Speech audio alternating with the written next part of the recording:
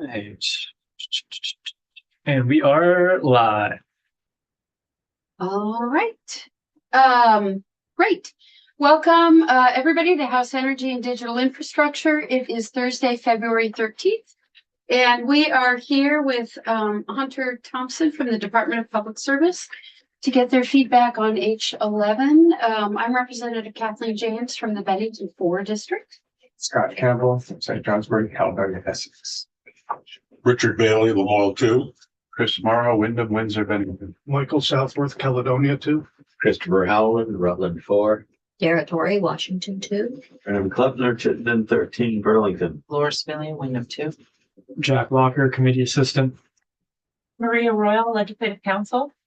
Jonathan Wolfe, Primer Piper, on behalf of the smaller independent telephone companies. Think Leitchville, Champlain, Thompson. Great, thank you. All right, and for the record. For the record, I am Hunter Thompson, the Director of Telecommunications with the Public Service Department. All right. So I don't have nearly as much as Christine. I will say before I give a couple of brief statements that I am a beautiful executive branch public servant. So, with regards to H11, I think we're going to start with. Yeah. The department's stance is that we feel that we already get these complaints. Our soft authority allowed us to resolve the majority of these issues. And this bill codifies work we're already doing. And while we are not opposed to it, we do not necessarily feel it is necessary. I'll be happy to go into that more. But that is the stance of the Department of Public Service as it relates to H1. Representative Sebelius might have some questions, but I do. So I don't think we've had the chance, beyond just a brief, our brief 101 testimony in the first week of the legislature to learn about, how you guys receive public complaints. Is it a hotline? Is it an online form? How many do you receive? You may not be prepared to talk about that today, but I'd like to know, I guess, to learn about your role in receiving and resolving consumer complaints. So the answer to those are yes. It's a hotline. It's a web form. It is referral from the Attorney General's office, and for broadband complaints, referrals from the Vermont Community Broadband Board. All those mechanisms are in place. The complaints come in, they get aggregated in the CAPI division, Consumer Assistance and Public Information. They get entered into our tracking system.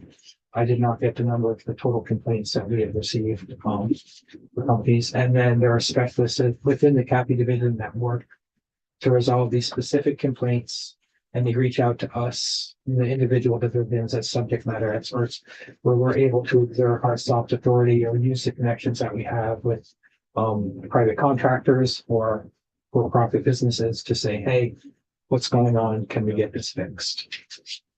So you work as sort of a liaison between individual Vermonters who are having a problem and the companies.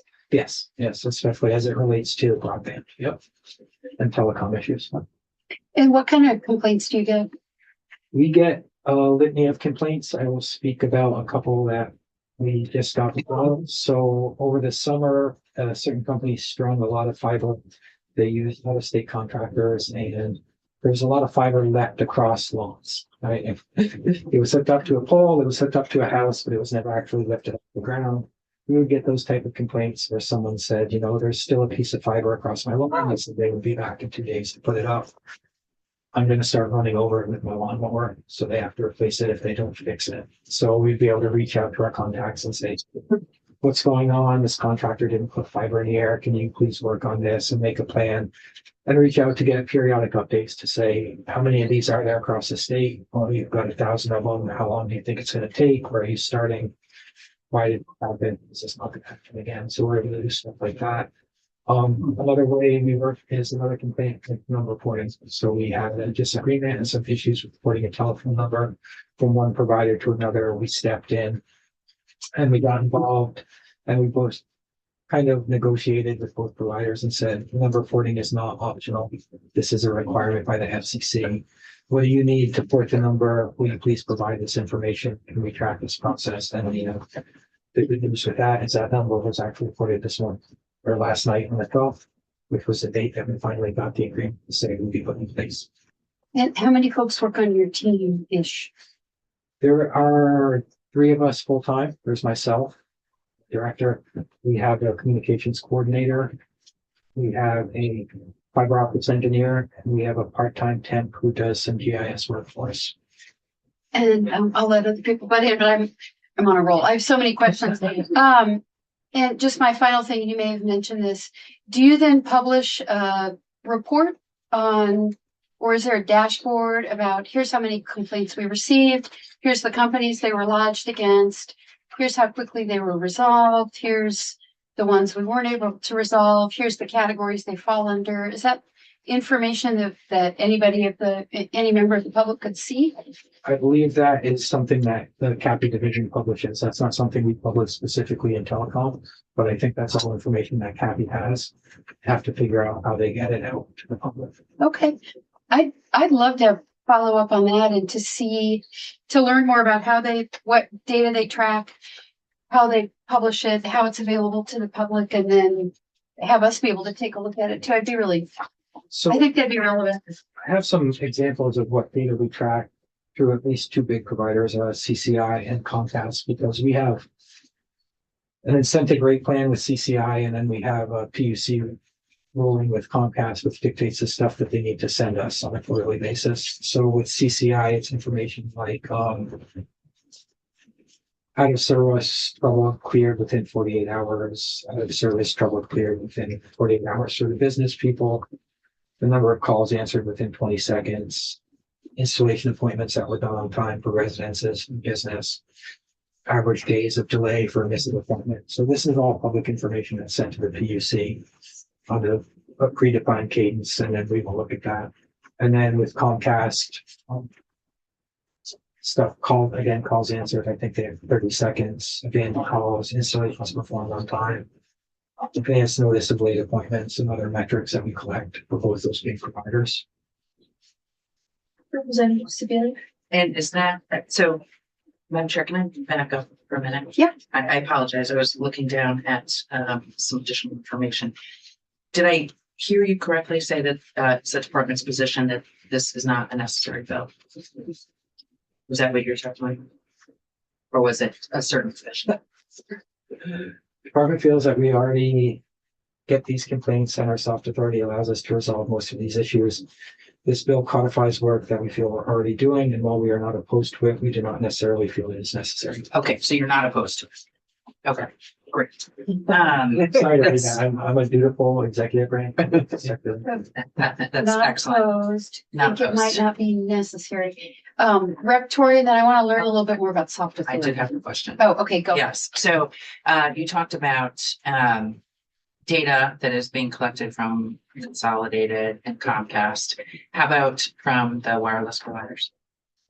I would have to ask the CAPI division. I think that these two pieces of data are collected specifically through the incentive rate plan that we have with CCI, as well as 5903, which doesn't make sense to anybody who's not at the PSD or PUC, but it's a PUC rule that says we get this from Comcast. I can check to see if you mean the big wireless like Verizon, T-Mobile, and AT&T. I mean, I guess just, anyone who's providing broadband, but I mean, I noted that those were the kind of the two big wired entities. And is that data, like who audits that data?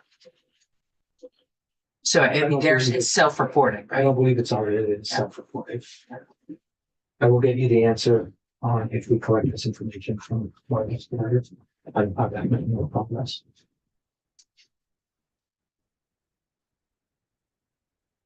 Oh, I'm sorry, yeah. Just back to the 101 introduction to your work. Could you remind me or inform me how you guys are funded? Do you get most of your funding from the general fund, or do you also get some? I believe we get our funding from the fees that we charge to the various providers. I don't know where that winds up, certainly not in my pocket, but I think it's in that one. Rep Sebelius?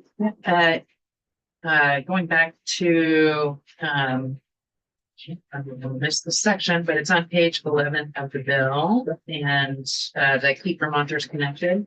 So this follows along with one of the COVID regulations. This is about prohibiting from disconnecting during an emergency or charging unconscionably high prices. So based on your initial testimony, you are not opposed We are to not this. opposed to this bill. Okay, great. Does not oppose mean you support that?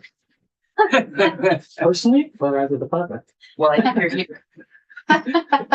As a department. As a department, we are not opposed, but we don't feel it's necessary, but I'm not opposed to this. Okay, great. Asked and answered.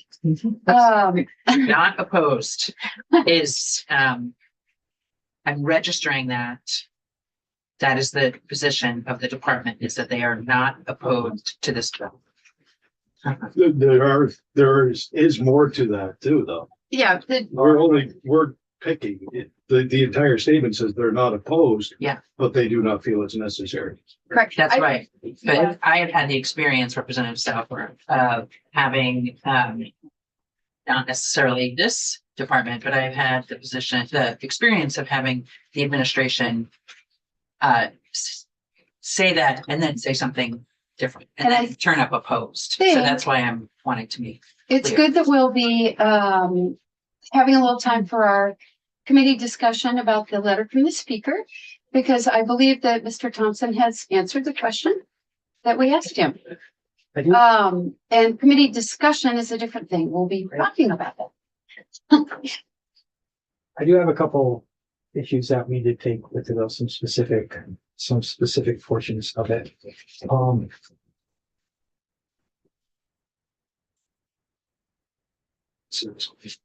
So 5.1, failing to provide a consumer with broadband service that meets or exceeds the performance characteristics offered and sold to the consumer's service location.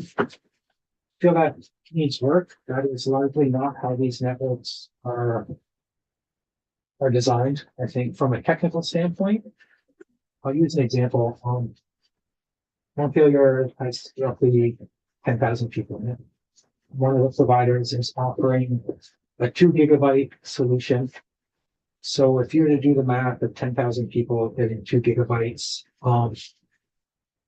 simultaneously up and down, the math says that that provider would need to have a 20 terabyte circuit to provide that level of service. And I don't believe that is the case with any provider in the model. So for reference, there's about 5,000 executive branch employees in the general Montpelier campus. Montpelier and Street stuff is Natural Life. All 5,000 of those employees are served by a single 5 gigabyte circuit.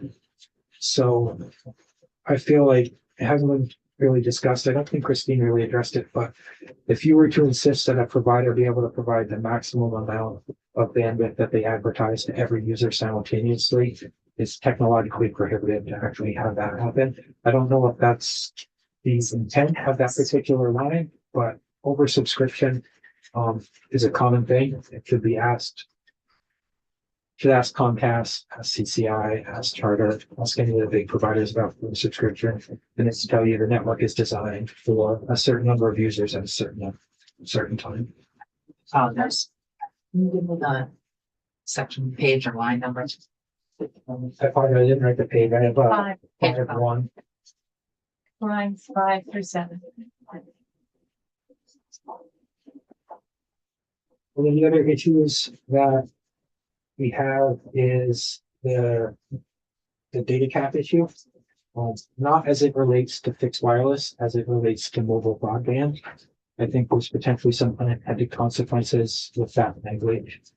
I don't know what they are, as I'm not a provider, but I think that the potential for removing a data cap could either drive up prices or cause a hard stop when that threshold is reached. So rather than saying I get 5 gigs of data with my cell phone plan and then my speeds are throttled, this is complete projection on my part. I get 5 gigs of data because I bought 5 gigs of data. And after that 5 gigs of data is used, I would have to go buy another block of data, right? I feel that there's some potential unintended consequences there because that data is paid for by someone, often paid for by the consumer. And I don't know if I've had the opportunity to give my stump speech to this particular committee. The primary users of prepaid cell phone plans are lower income families and economically disadvantaged families. And having those people cut off when they hit a certain threshold to avoid a data cap issue is detrimental in my opinion. Again, I don't, the page, do we have the page number? I know this is. And I apologize. I Six. did write Page 6, Starts on line 8, but division Okay. 8. yes, so this is the section that's talking about not posing a data cap, except when tailored for the purpose of reasonable network management, such as managing network congestion. And so presumably the caps on the those plans that you're talking about will be considered reasonable network management. I will come in as a technical person with an engineering degree and I'm against that, right? Because a cap is not time-based.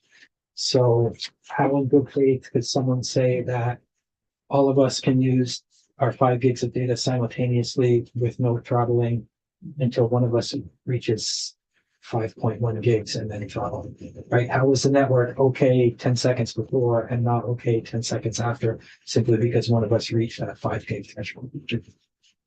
That's from an engineering technical standpoint. I don't think caps are related to, I don't think in good faith you can say that the caps are related to performance or anything, right? Because they're not based on when things are happening, they're based on consumption.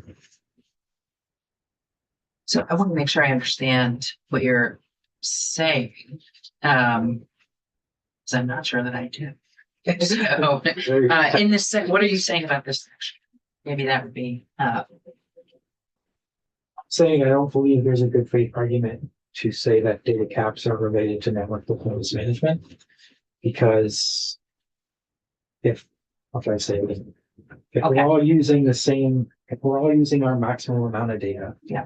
And the network is performing okay. Yeah. And then my threshold crosses from using my maximum amount of data to an extra megabyte. How can you say that the network is not going to perform okay, even though it did 5 minutes before? okay, so then Makes sense? if we, so are you arguing that the except when tailored for the purpose, I shouldn't say arguing, are you suggesting Thank you. that except when tailored for the purposes of reasonable network management, such as managing network congestion, should come out, and it should just be that there will not be a data cap? I'm saying that I don't believe that data caps are to manage network congestion from a technical standpoint. I don't believe that that's a valid argument to say that we have a data cap. Someone else can speak to that. I mean, you guys are going to get the Okay, CTIA in, right? Those guys will speak to that on forum. yeah, and there's also they can testify, but I do want to make sure, I'm not sure that I'm quite getting it. So you are saying that there is no means of managing. There's no reasonable network management means of using a cap. Can I? Yeah. I don't know if this is appropriate, but could I ask legislative counsel if she understands, if she could? Yeah. So I don't know if it's appropriate or not, or I'll do that. For the record, Maria Royal, I think I understand what's being said. I don't know enough about the technology, but I think what Hunter is saying that data caps, which aren't necessarily associated with a period of time, will not correlate with any kind of network management necessarily. Yes. And so there might not be a reasonable network management rationale for imposing a data cap. Right? Maybe. Okay. Campbell? Well, yeah, no, I'm trying to understand this too.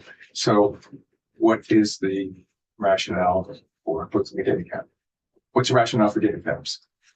I don't know. I don't think I'm the appropriate one to answer that question. Okay. There's no, as far as you know, there's no sort of engineering reason for putting a data cap. Is that, am I understanding that correctly? I'm saying that a data cap is not a valid In this, network management solution for. okay, well, so what I'm asking is as an engineer, is there any engineering reason for imposing a data cap? Not doing anything, no. Okay, thank you. Question for, It's coming back to me now from a long time ago on all of this. I think we will hear this from industry, that they need this as a network. We can't prevent them from having data caps because they need to manage their network.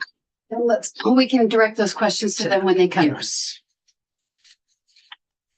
I think what I'm hearing is that someone who has a 5 meg plan is not likely to run out of that at the moment a network operator needs to throttle because everyone has jumped on at the same time. Yes, thank you. Okay. Succinctness. Mic drop. Thank you. All righty. So that was a data tax portion and, yeah, that was it. Those are the two pieces that took away from the technical standpoint that we had concerns on with the building.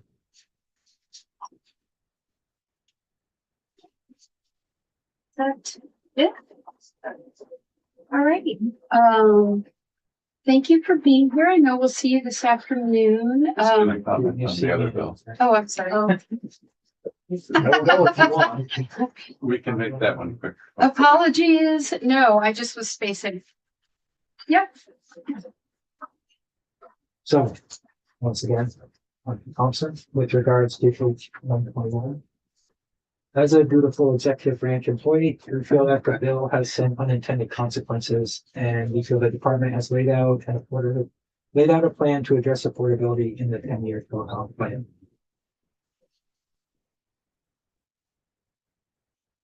Okay, Answer questions. Representative Morrow. Can you tell us what those unintended consequences might be? I think Christine covered them very well in her previous small with rural supporting rural. I think that the take rates for some of the CUD providers, I know there was a question about who it would potentially impact. So in addition to impacting the providers that we all know that impact like Consolidated Communications, Comcast, Charter, it would also impact EC Fiber. And potentially, I think it would impact Burlington Telecom. These providers often provide their own one-off plan. Comcast has their $10 plan. Fidium has a $35 plan through Lifeline. Spectrum offers a $20 plan. A month with Burlington Telecom or EC Fiber continue to offer subsidized plans, but after the ACP ran out last year, both of those have continued to offer a subsidized plan for low-income Vermonters. Representative Clifford. So I heard this in the coat room from a lobbyist. So apply whatever coefficient of reliability you feel appropriate to this information. But what I was told was that the requirement to provide an affordable plan in New York was the only reason that AT&T stopped providing fixed wireless service. I would be interested if anyone has a sense of whether that's accurate or not. And I would also be interested if we feel that any of the providers that you've listed are at risk for deciding not to offer fixed wireless if they are required to offer an affordable plan. I wouldn't speculate as to what the providers would do. I know that we have other fixed wireless providers within the state. We have US Cellular has a presence in the southern part of the state. T-Mobile offers fixed wireless in some places in the state. Verizon offers fixed wireless in other places in the state. VTEL Wireless offers fixed wireless. I know there was a company in the Northeast Kingdom around Burke, who recently went out of business that previously offered fixed wireless. So they did have a presence, but I'm unsure what impact this bill would have. And I would be remiss to make assumptions about why AT&T stopped offering fixed wireless in the state of New York. Representative Morrow. Is there someplace where you can get a list of all the companies that provide? You can, you just ask me and I will give you that list. Great. So requested. Duly noted. And you provided us with those sheets that you are reading from for our. My notes. These notes are not fit for public consumption. It's a transitory document that I'm using to help so I don't forget what you're talking. I think it would be helpful if you could just submit a one-pager, Absolutely. couple paragraphs on the department's position on this bill, so we have it for our website, so that we have something in writing. And then, I think we will definitely look forward to seeing from you information on your public complaint resolution reports. So I think in New York, it was their fixed wireless. I think that's what you said. Is fixed wireless run off of fiber or is it run off VSL? So fixed wireless, the backhaul for fixed wireless, my assumption would be fiber because it's largely run off of an existing cell tower. So the cell tower backhaul is usually fiber. We attempted to do new backhaul with DSL during the covered co debacle, so it proved not to be up to the task of running backhaul, even for these calls. I'll have to go back and look. But I thought that I had read that the New York case with AT&T saying they were pulling out was connected to their desire to require the copper there. That's why I was asking the question about technology. I'm not sure that that's the case. I don't know. So that does bring up a potential issue with 121 is that in some of these locations that only have copper running there, even if it's bonded, it might be unrealistic to achieve those speeds. I know there was a provision in there that said if the download speeds were unattainable, but I just think some of that stuff bears flushing out. So I'm trying to understand the relevance of fixed wireless discussion to this bill because it seems like it about it. I mean, when I was reading it, I seemed to primarily cover wire. So, what am I missing here? I didn't see a distinction in the bill from. It wasn't a distinction, no, but why the emphasis on fixed wireless? I guess is what I think mostly the emphasis on fixed wireless because AT&T publicly pulled out of New York instead of this deal in New York. it was due to the supplemental service. AT&T said that it was due to their bill, which required you to. Sorry, AT&T Wireless, when they pulled out of New Yeah. York, they explicitly said that it was because this bill was passed. okay. So that. Okay. Any more questions for Mr. Thompson?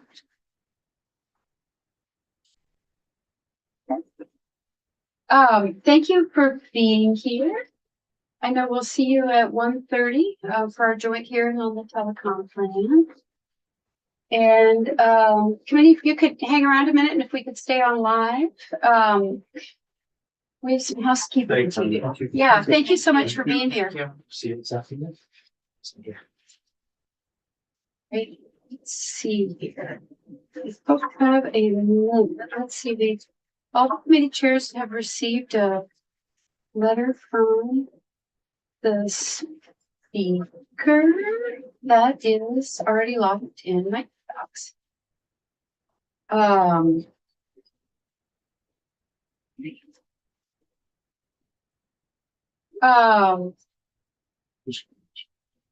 Okay, let's see.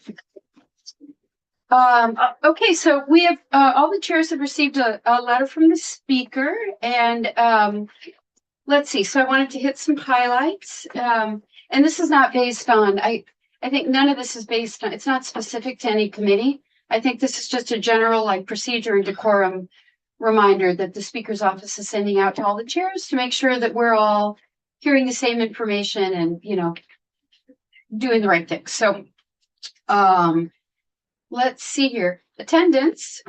We appreciate members getting to the committee on time. Your presence in committee is important. If you're going to be late, please let your chair know. And I would say also please let Jack know if you're going to be late. And remember that we need a quorum to start committee work. So I really don't feel like we've had any issues with that, but that's a good reminder from the speaker. So if you're going to be late, let me and Jack know. And as a reminder, we do have a committee calendar that Jack is keeping if you've got a day when you're going to be working from home, or you're out or something like that. Hallway noise. Members in every committee have noted that hallway noise has been impacting committee work this year. The speaker wanted to let us know that she is going to be talking to the sergeant at arms, and they're going to be getting more signs up. I think that, and having the doorkeepers doing more rounds to help keep the noise down. And so for us, I think the card room probably and the hallway is our thing. But asking us all to remember that if we're standing outside somebody's committee, yakking, that we might be impacting other committees as well. Agenda planning. This comes up every year. Sounds like it's a perennial. Please make sure you have enough time scheduled from each of the witnesses, and that we should be respectful of the time that we've allotted to a witness, and try to avoid sharing personal stories and focus on succinct, focused questions. And that actually gets to the larger thing about witness interactions. So it sounds like I'm feel very confident saying that hasn't happened here, but it sounds like there've been some interactions with witnesses and subcommittees this year, House or Senate, that have been a little bit combative.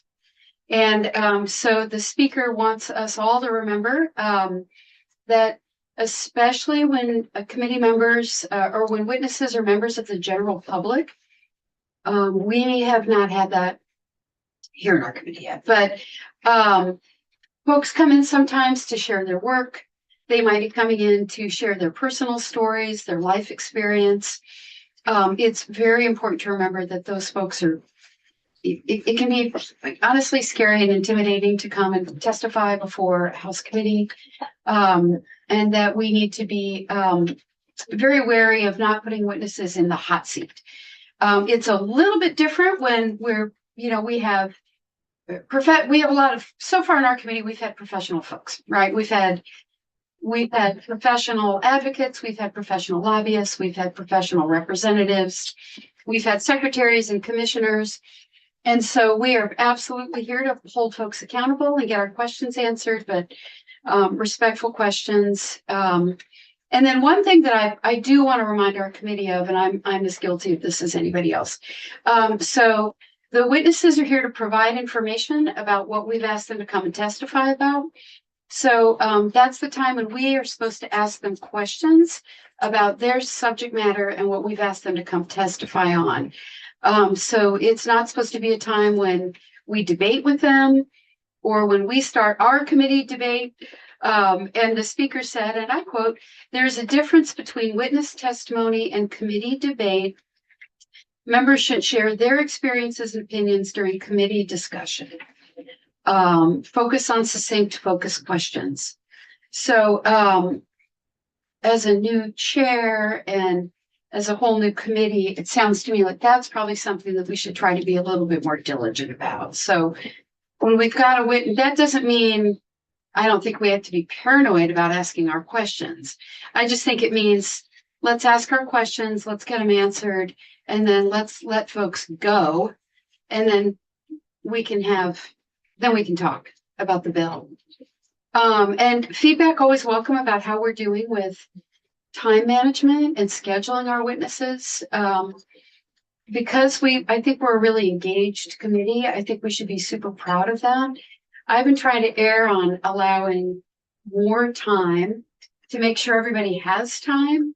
That may mean that sometimes our agenda feels gappy, like we're done, and then we don't have something for 20 minutes or half an hour. I'm feeling like that's better than cutting people off, but feedback welcome now or at any time. I think, yeah. Yeah, I would just say, having been here, I appreciate that ability for us if we're in something and having that discussion. And I think it's a fine art, Madam Chair, that you are moving us through in committee what is the appropriate amount of time. But I appreciate having more time than hitting a wall, and have had that experience where you're having really important conversation. Stop. Okay. So anyway, just keep the feedback coming. Any questions or comments about the speaker's update? Just that it's timely. Yeah. Because we are getting our feet under ourselves. And also that the witness, flag, I feel, maybe think about our guiding principles and how we might want to articulate how I think we've already set a great precedent with the introductions that we do Mhm. for everyone in the room. Yeah. But I think maybe we could actually articulate how we want to respect witnesses, when in the hot seat. So I'd be willing to take a step with that. That'd Add be it great. into that evolving document.